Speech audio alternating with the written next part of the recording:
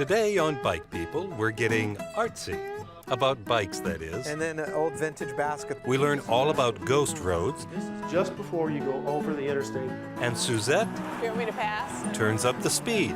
All that and more straight ahead on Bike People. Bike People is brought to you in part by the Des Moines Bicycle Collective promotes bicycling as a means of active transportation, wellness, and recreation in central Iowa. The Iowa Natural Heritage Foundation, working to protect and restore Iowa's land, water, and wildlife.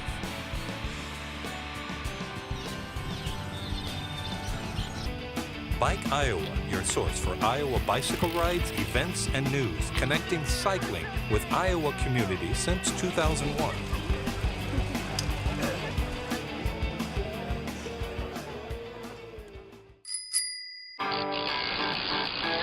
My name is Forrest. I got my first bike at age 3, my next bike at age 7. I've ridden in Europe, Australia, and all across our great nation. My name is Suzet. I'm a mom, TV personality, I have no excuse. and bike lover. I've known Forrest for years, from interviews, rides, and bike events. Things up for Ridgway this year. I'm in the bicycle business and a cycling enthusiast. I've been collecting, fixing, and selling bikes my whole life. We love bikes and all the people, stories, and adventures around them. We're on a journey to show you the world through two wheels. To help you become Bike People. Welcome to Bike People. This week is all about bike culture and art. We meet up with Dan Koenig of Ichi Bike and Abbie Durkee of My ALIBI. We also get to go on a bike ride around the bridges of Madison County with Brian Duffy, go to his studio and learn a little bit more about his artwork. I absolutely love his artwork, and I also love these great bikes that Dan creates. Ichi Bike makes custom bikes for all of their customers, and I got to take a ride and speak with him on camera. So let's take a look at that.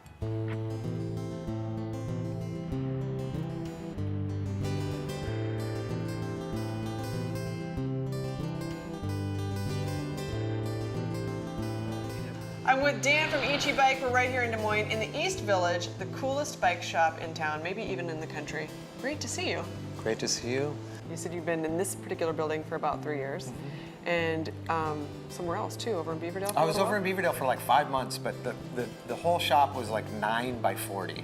And so it was too small for a bike, which is kind of, hence how I got my name Ichi Bike, which means one in Japanese. I was already wondering about that. It was kind of like, oh, well, my shop's only big enough for one bike, so I'll just call it one bike. What a great name. Yeah, Ichi Bike. Ichi Bike.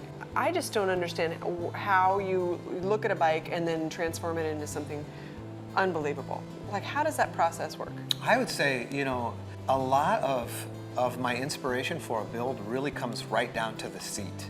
Like, for some reason, like, that's the part that once I kind of get that down and how that seat's going to be on the bike, then I kind of build the whole rest of the bike around that. And so banana seats are just the coolest seat that's made. It gives you that opportunity to be back over the back wheel in a really comfortable, fun spot. It makes the ride a little bit squirrely, you know, and it makes it, you know, it just makes it exciting and immediately makes you feel like you're 9 years old.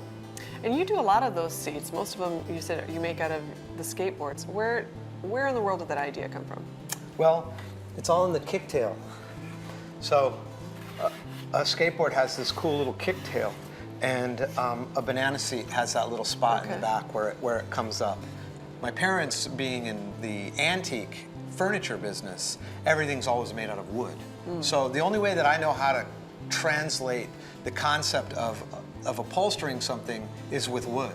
So a skateboard is the perfect thing because it's wood, and I can blast a staple into it to hold the fabric, and that's what works. Now, you've went one step further. You've done custom bikes, and now you're starting to do some electric. Yeah, it was an accident. Totally didn't mean to do it.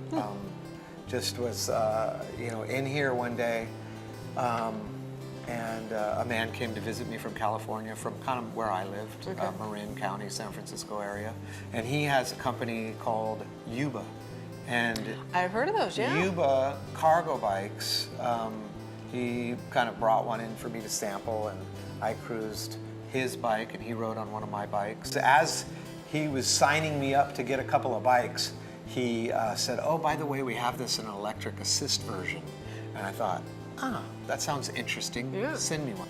So then you started doing it yourself, because why not? Yeah, so I got hip to that, and then I started kind of exploring around and found a company out of the East Coast that makes electric bike kits that you can put kind of on any bike. Oh, cool.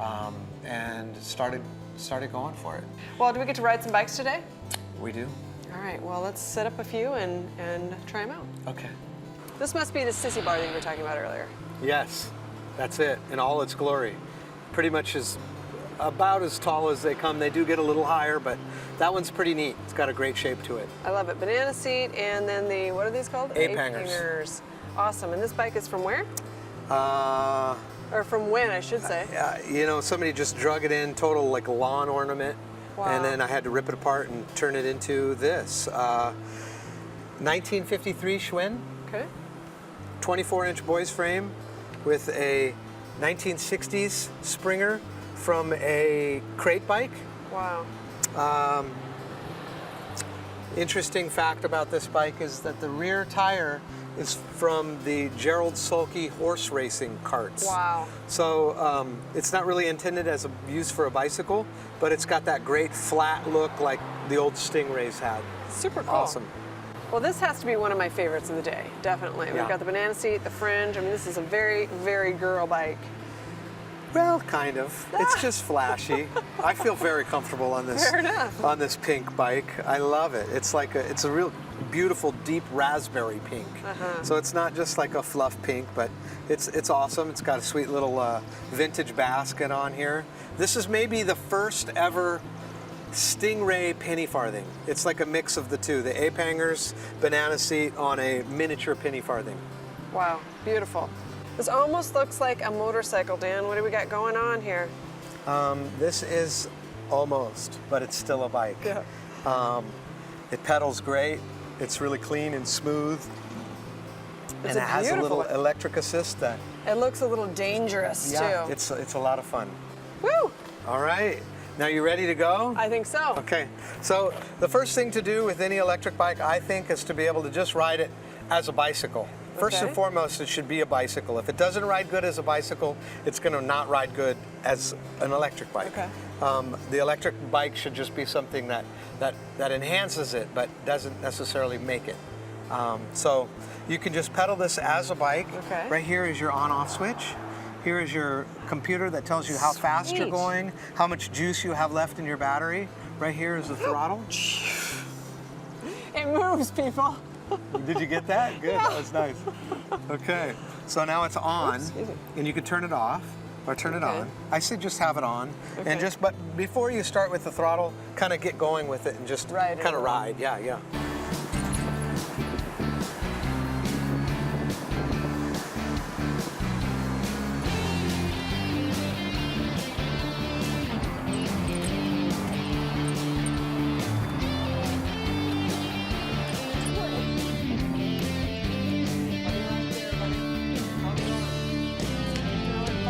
I mean, after about 20 miles, you're good, but Dan, thank you so much for having us down here today, getting to ride your awesome bike. I think you may have changed my mind. I've got a road bike, which I love, but the stability and the speed at which I can travel on that thing, absolutely awesome. 2 or 3 bikes is not unheard of for a person to own. So Good point. it'd Thank be you. my pleasure to hook you up with all kinds of crazy creations.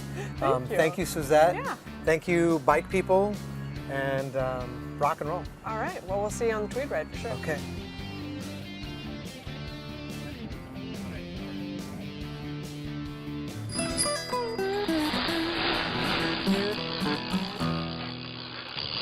Sometimes art and a biking lifestyle come together to bring an entirely new way to look at something. In this case, it's women's fashion. We found a great example of this in My Alibi, which is bridging the gap between fashion and function and letting women ride in style and comfort. Well, I've known Abbie for a long time. Her background includes mountain bike racing, and she's a great coach for some of the younger cyclists out there. We've had her speak on yoga and cycling at some of our women's You don't events. want to arch your back. Well, I got a chance to sit down with her and learn a little bit more about her bike-centric lifestyle. Great. Let's see the clip.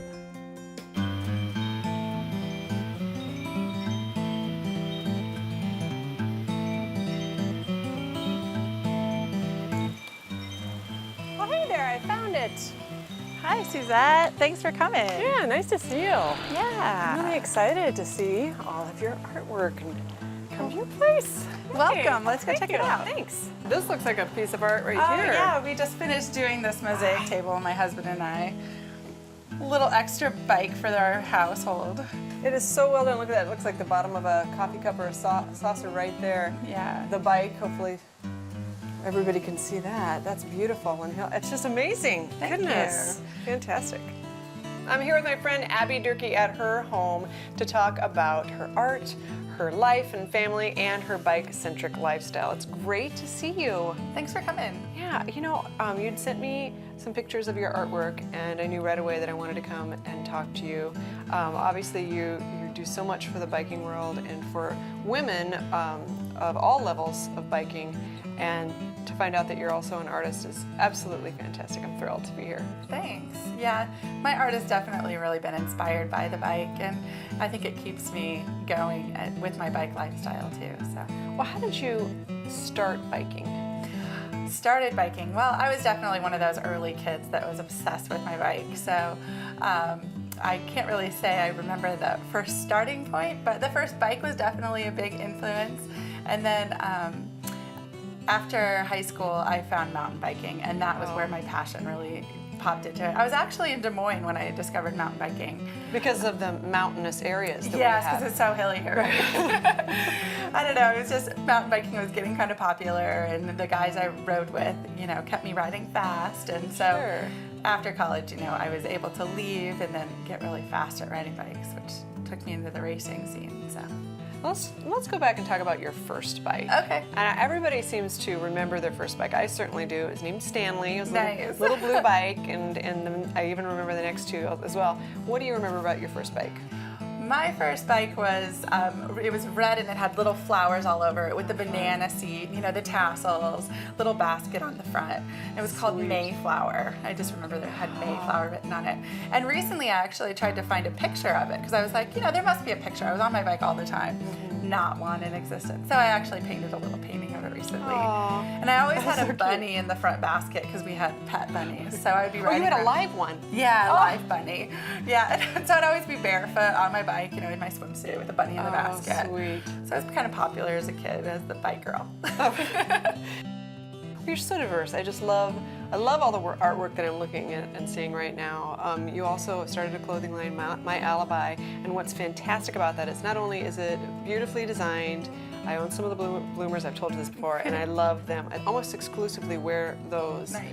And you're doing that now so that women, you know, of all levels of biking can hop on their bike and enjoy. Yeah, it's really important to me to inspire other women to get on bikes. When I was racing, the fields of women were pretty small compared to the men, and you know, I was always curious why. And then one day after a race, I was in my spandex all dirty and slimy, and all I wanted to do was put on a skirt and lipstick. You know, I just felt all grimy. And this woman runs up to me, and she's like, obviously a fan and all excited. And she's like, if I only looked like you in spandex, then I'd ride a bike. And I said, Oh no. but like, I don't feel that great in spandex. I want to put my skirt back on. And so I realized at that moment that clothing's such a limiter for women. Well, I noticed that a couple of your pieces do have a bike, your artwork that is, have some bike in it. How much of your artwork do you think is bike-centric or bike-focused? Yeah, not so much. I mean, I'd say it's probably only like 20% of my work itself like tells the story of the bike, but so much of it is stuff that I've, you know, kind of seen on the bike, or it's a story that kind of came to me on the bike. There's just that connection. I think my brain kind of works that way. When I get on my bike, all the cool stuff comes out, you know, so. Thank you for the conversation. I would love to see some more artwork, though. All right, yeah, let's go look around. And you want to check out my office and see the bloomers? Yes, of course. All right, let's go.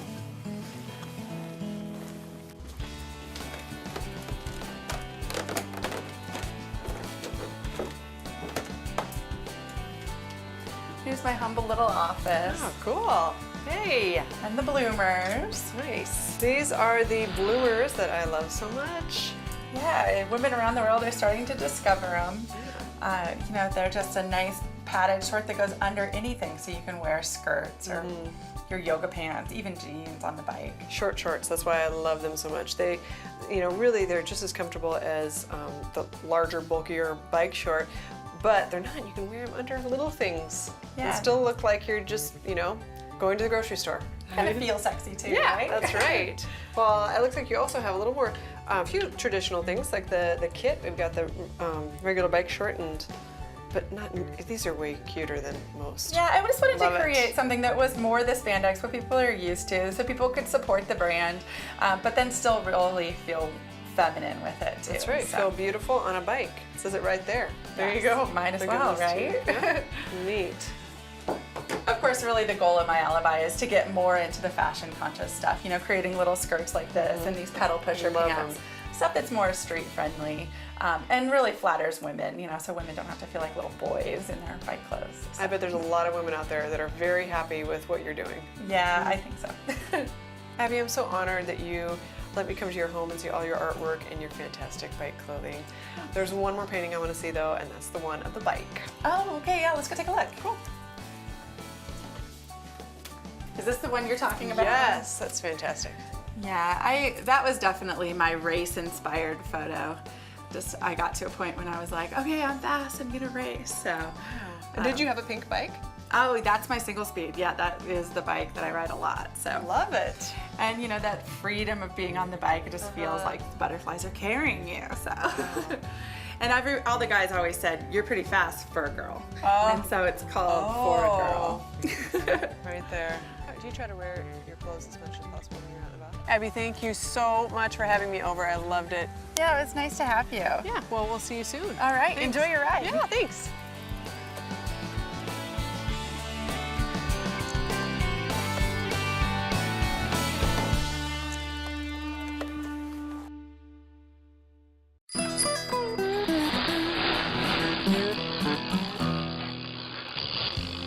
One of Iowa's best-known artists and passionate bike riders is Brian Duffy. He's been a great friend for many, many years. We should get together and see how he combines biking and art. Let's do it.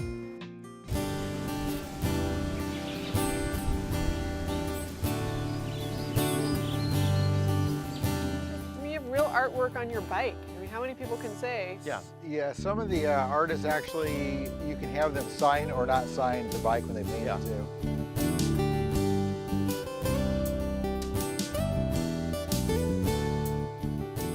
So Brian, being an artist, I mean, do you see things that really trip your trigger so you can go home and do some artwork? Or? Yeah, I do. In fact, that's one of the things. If I'm not going out with friends on gravel roads and riding with them, where the pace is faster, you're not really looking, I'll go out by myself, and I'll take a camera along, or else I'll just take my iPhone along. I'll take pictures out there on the gravel roads, and in fact, I had a showing of some of my paintings that I call off the ghost roads in Iowa. And these are images that a majority of the people in this state or anyplace else have never seen before. And even if they lived along the route that I ride, they don't really pay much attention to them because I ride by so fast. You go 50 miles an hour down a gravel road and it's a blur. You go 15 or 12, 15 miles an hour on your road bike and you can see things. You know, you can hear things, you can sense things. It's nice. That's what people like riding bikes. It's the greatest way to see things. I see them, you know, there's something about the texture of it, maybe just the scent in the air will stop me, and I'll take a couple of pictures and go back and do watercolors of them. Wow. Wow. So we'd like to maybe take a look at some of the watercolors when Definitely. we get finished up. Sure, I've got enough of them. That'd be awesome. That'd be really cool. Well, what do you think? Should we do some more bike riding? Awesome.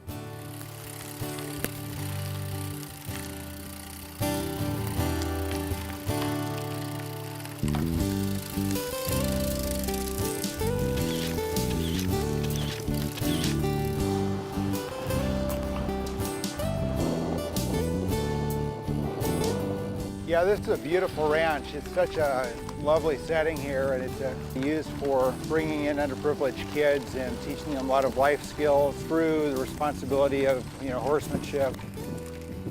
I've never been here. This is neat. Well, it's changed a lot over the years. They built this real big barn here, the equestrian facility.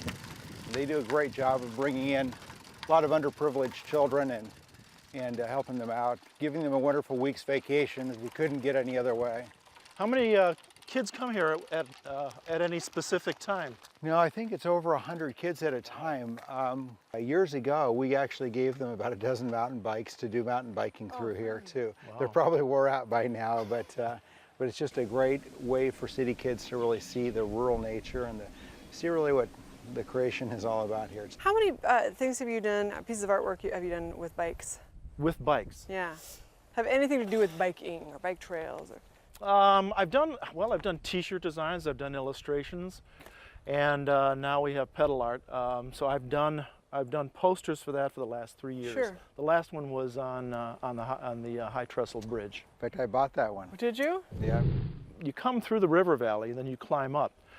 And seeing that bridge lit up at night was what gave me the idea for that piece, because it's stunning. It's in the middle of really nowhere. It's just pitch black all around you, and then all of a sudden there's this illuminated bridge that's right in front of you. That when you're at a lower level, it looks like, you know, a spaceship. I'm sure there's a couple of UFO sightings that way, but it's another one of the features that Iowa has here, especially in cycling. That's pretty unique. You know, I think we should let's come back to the ranch here and let's just explore the ranch when we have a little more time. Let's this do is a neat area. I will definitely saddle up. I like that. I will. I grew up on a farm. Come on. You should see her with spurs on the bike shoes. That's when she really sets it off nice. That would be. Do you sell those things? Yeah. Titanium, right? Titanium Carbon fiber spurs. too. I like it. Yes. All right, guys. Well, it's a great day. Let's go head back and get some lunch and see if we can find some pie.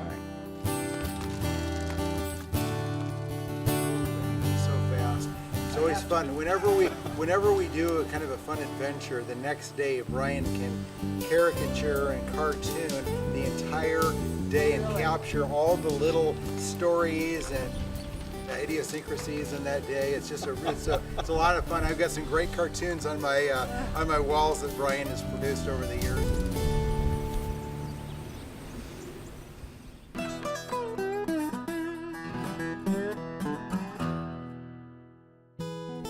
Hey, Brian, thanks for inviting us to your new studio. Yeah, We're great. excited to see it. It's really beautiful. What a great setting. And I know that we were riding here not too long ago, and you said, hey, come on, let me show you some of the watercolors. So we kind of came to look at some watercolors. You don't invite us and think we're not going to show up. This is true, yeah. This one is one of my favorites.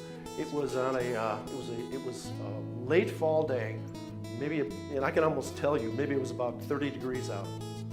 Very strong wind, and the remnants of the crop of that year were tasseled and hung along the barbed wire there. And that's the first thing that I heard, is I heard the whistling and the flapping of the husks and also of the leaves, dried out leaves on the barbed wire. After I picked up the sounds, I stopped, looked across, saw the images that I wanted, and the sky was just perfect. That's how the sky was at the time. That's beautiful. That's right off of the Raccoon River Trail, in between the turnoff for Dallas Center and going down into Adel. As I rode down there, I looked off to the left, and I saw these pieces of farm equipment that I'd never seen before. I really liked the texture of the rust on it. And the other thing that caught my eye was when I was looking at this, there was an old stone silo in the background where it had some breaks in the wooden top on it. So I wanted to put that in there as kind of a balance off of the distance there. This one is right on the edge of a gravel road that, Forrest, you would know this pretty well. This is Ashworth Road. This is just before you go over the interstate towards that small little white Methodist church. Yep. And I came down this gravel road one time, and nobody pays any attention to this little farm that's sitting there. And there are houses all over the place. It's in the middle of town now. It's in the middle of town now. The one thing that I'd noticed throughout all of this was, as I was riding along these gravel roads, how much has changed over the last, say, 40 years. It's almost like an entire culture is gone, because the buildings that I'll see out there, ones that are falling down, ones that nobody lives in anymore, And I've come up with a series of these paintings, and I call them Ghost Road series, because it's like a ghost town out there for miles. You know, you might see somebody's new house someplace, but a majority of what you see out there are old weathered buildings if they're standing up, but no people. And this is an old grain elevator. I believe it's either Sheldall or Slater. And again, it was later in the day. What caught me was the rusted roof lines on it, but also the shadows. I loved the shadows on here and down in here. It just jumped out at me. Well, thank you so much for showing your paintings. I couldn't be happier. Thank you very much. I appreciate that. Ryan, appreciate it. Awesome seeing your new studio. Thank you. I appreciate that. Let's go take a look at the rest of the pieces out here. Maybe we can find Forrest some rhubarb pie someplace. Now we're talking. Now we're getting something going.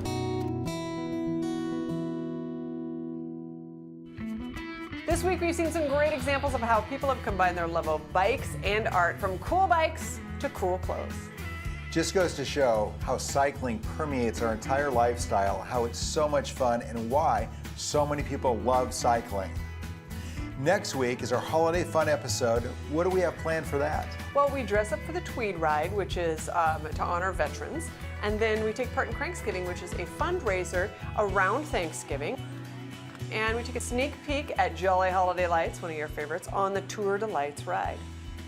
I love that ride. Don't forget, check us out on Facebook and our webpage. And get on out there. And become bike people. In college, it was a nickname of mine, ALIBI. Then it kind of stuck with me for a while. But then as I was riding my bike, I'd find that I was maybe always 5 minutes late. But if I just said, oh, I was on my bike, nobody cared, right? So suddenly my bike became my alibi. And so that's where the kind of name of the company grew You realize how many people at home that are watching this are saying, I have to get a bike just so that I have a reason to be 5 minutes late. Bike People is brought to you in part by the Des Moines Bicycle Collective promotes bicycling as a means of active transportation, wellness, and recreation in central Iowa. Bike Iowa, your source for Iowa bicycle rides, events, and news, connecting cycling with Iowa communities since 2001. Thanks for watching Bike People. For more about us, like our Facebook page and check out our website at www.bikepeople.tv. subscribe to our YouTube channel, Bike People TV, all one word, for behind the scenes looks.